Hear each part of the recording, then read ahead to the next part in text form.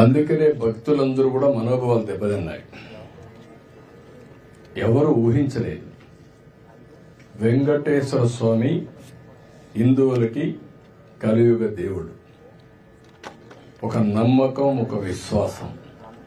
అందుకని ఎప్పుడు కూడా అందరూ నమ్మేది, ఎవరైనా వెంకటేశ్వర స్వామికి అపచారం తలపెడితే నెక్స్ట్ జన్మలో కాదు ఈ జన్మలోనే పనిష్మెంట్ ఇస్తాడని.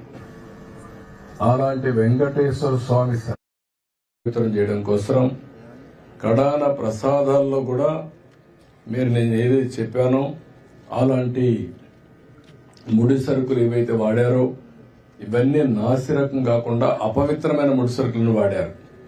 ఆ విషయమే ఈరోజు టీటీడీ కూడా ఎంక్వైరీ చేసినప్పుడు, టెస్టులు చేసినప్పుడు బయటపడిన వాస్తవాలివి. ఇలాంటి దుర్మార్గుల్ని ఏం చేయాలో నాకైతే అర్థం కావడం లేదు. ఓసారి బాధ, ఆవేదన ఉంటుంది. కక్కుర్తికి కూడా అద్దులుంటాయి. కక్కుర్తి కూడా అద్దులు లేకుండా ప్రవర్తించి, అంటే మేము ఏమైనా చేస్తాం అనే అహంభావంతో ముందుకు పోయారు. అందువల్లనే ఇలాంటి సమస్యలన్నీ వచ్చాయి. ఇక్కడే కాకుండా మీరు చూశారు, తిరుమల పైన ఎంత మొత్తం శానిటేషన్ దెబ్బతీశారు, ప్రసాదాలు దెబ్బతీశారు, అన్నా క్యాంటీన్ దెబ్బతీశారు. కడాన వెంకటేశ్వర స్వామిని తీసుకుపోయి పెళ్లిళ్ళు, పేరంటాలుంటే అక్కడ కూడా ఊరేగించే పరిస్థితికి వచ్చారు. నేను ఆ రోజు కూడా తప్పు పట్టాను. రాజకీయ ప్రయోజనాల కోసం ఒక వెంకటేశ్వర స్వామిని వాడుకోవడం కరెక్ట్ కాదు.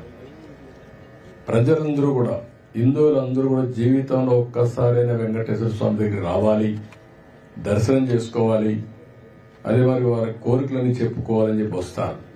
అలాంటి నమ్మకమైన ప్లేస్ ని మారించడం చాలా దుర్మార్గం. ప్రక్షాళన ప్రారంభించాం. ఇప్పటికే చాలా వరకు ఇంప్రూవ్మెంట్స్ వచ్చాయి. దీన్ని లాజికల్ గా తీసుకెళ్తాం. ఏవైతే మాకు ఆధారాలు దొరికితే అలాంటి వాళ్ళపైన కఠినమైన చర్యలు కూడా ఉంటాయి. ఎవరైనా సరే తప్పు చేస్తే శిక్షించాల్సి